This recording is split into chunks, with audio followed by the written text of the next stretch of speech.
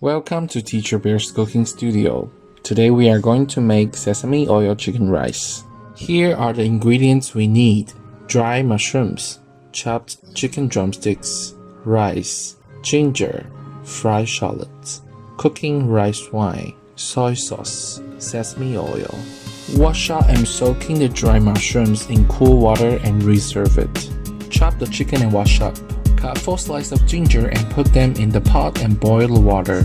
Put the chicken into the pot for 3 minutes and cool it down.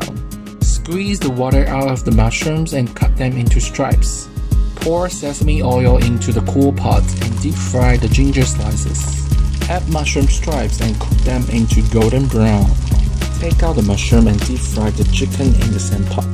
Add 2 cups of cooking rice wine. Let it cook half through for about 5 minutes.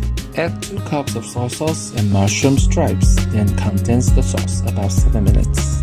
Wash up the rice and pour the chicken over the rice.